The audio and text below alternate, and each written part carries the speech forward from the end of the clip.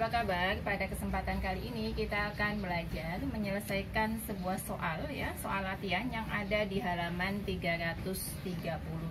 Nah, di sini ada sebuah tabel ya tentang banyaknya siswa. Jadi ada siswa SD, SMP, SMA dan SMK ya. Di sini ada siswa laki-laki dan siswa perempuan ya.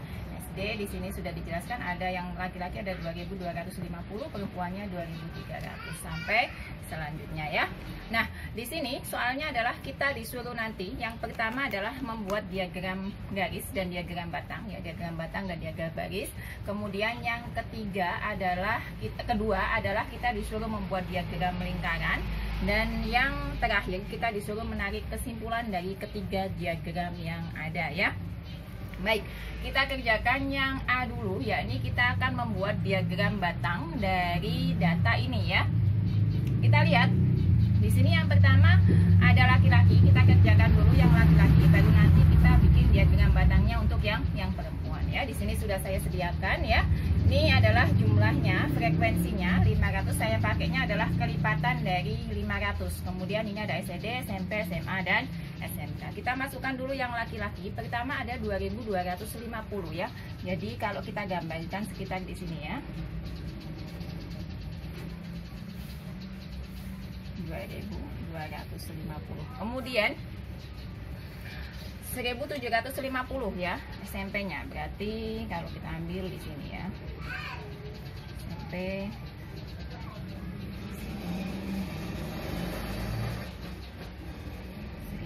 1.750.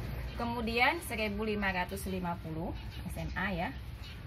Jadi kalau kita bikin ada ke sini. 1.550. Kemudian untuk SMK ya, saya agak majuin sedikit, SMA, kemudian ini SMK ya. SMK-nya ada 1.250. Berarti kalau kita gambarkan sekitar di sini ya, ke bawah sedikit. 1.200. Nah, ini adalah yang laki-laki, maka di sini saya kasih keterangan. Nah, ini adalah laki-laki. Untuk yang perempuan, kita coba dengan warna yang berbeda untuk memudahkan kita dalam membaca tabel tersebut. Yang pertama SD-nya tadi ada 2.300. Berarti kalau kita gambarkan agak naik sedikit dari 2.250. 2.300. Kemudian untuk SMP-nya ada 2.200. Berarti di sini ya.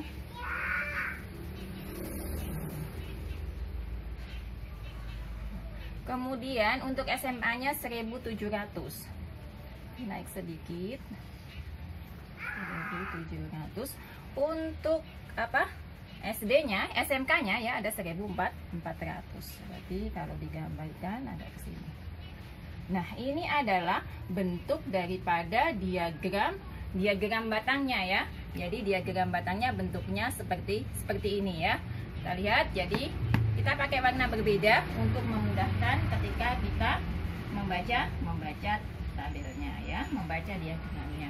Nah, sekarang untuk membuat diagram garis ya, jadi ini tadi adalah diagram batangnya. Kalau untuk membuat diagram garis, maka pertama ya, karena tadi yang laki-laki, jadi ini saya hapus ya. Yang laki-laki misalnya saya pakainya di sini ya. Ini saya hapus saja untuk kita membuat diagram garis. Kemudian kita ambil yang tengahnya, jadi kita garis. Caranya sama ya, atau kita hapus dulu aja ininya ya, batangnya. Jadi tinggal nanti, tapi tulisannya tetap ya ada di sana.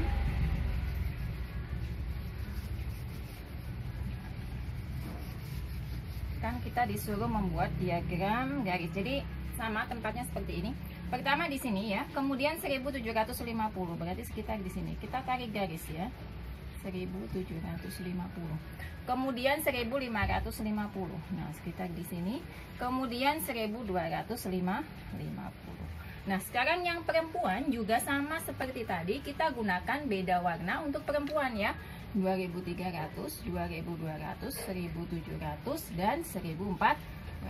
Kita tarik sebuah garis. Nah, ini adalah diagram garis dari data yang ada pada ini ya, tabel ini ya. Tabel ini kita ubah menjadi diagram garis. Yang kedua, tadi kita diminta untuk membuat diagram lingkaran ya. Maka caranya adalah kita ubah dulu ini menjadi sebuah persentase ya. Caranya bagaimana? Caranya di video yang lalu saya sudah jelaskan bagaimana cara membuat sebuah diagram lingkaran. Yang pertama, kita total dulu ya. Dari laki-laki dulu. Kalau kita total nanti akan ketemu menjadi 0 tambah 0 tambah 0. 0 ya. Ini berarti 0 nyimpen 2 ya. 2 tambah 7 9. 9 tambah 5 tambah 2 tambah tadi simpenannya 2. Berarti nanti ketemu 8. Kemudian 2 tambah 2 tambah ini berarti ini ketemu menjadi 6.800. Ini adalah jumlah dari laki-lakinya. Perempuannya nanti kalau kita total ketemunya adalah 7.600 ya.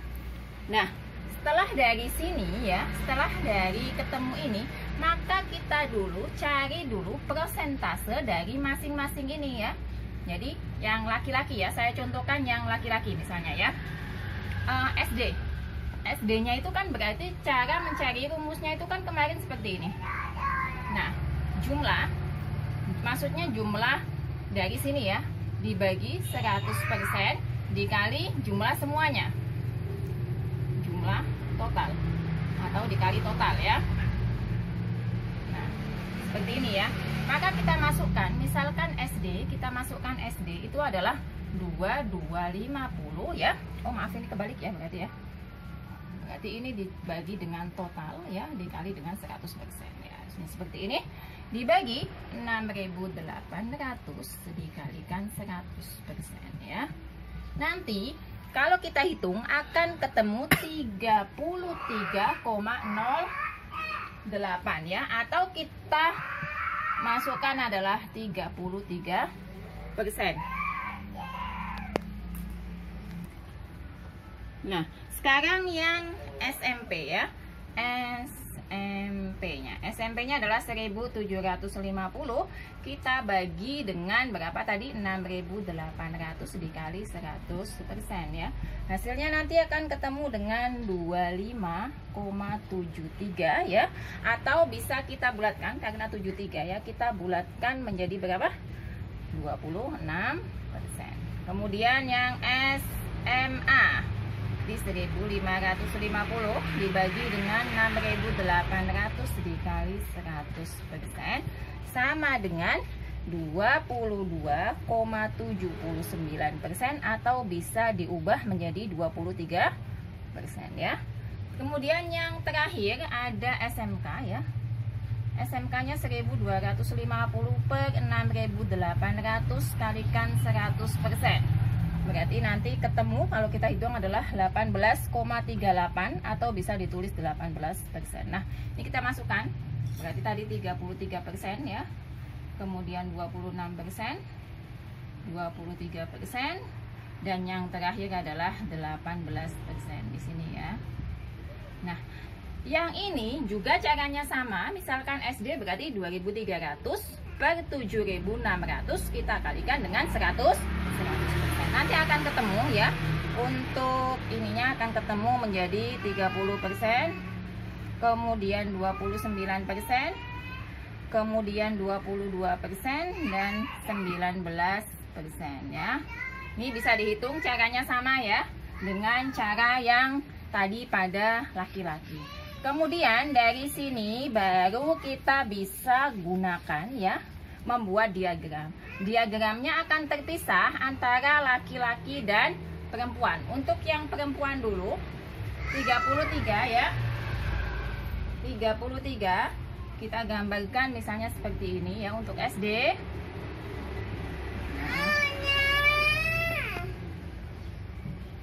Kemudian ini 26% SMP ya.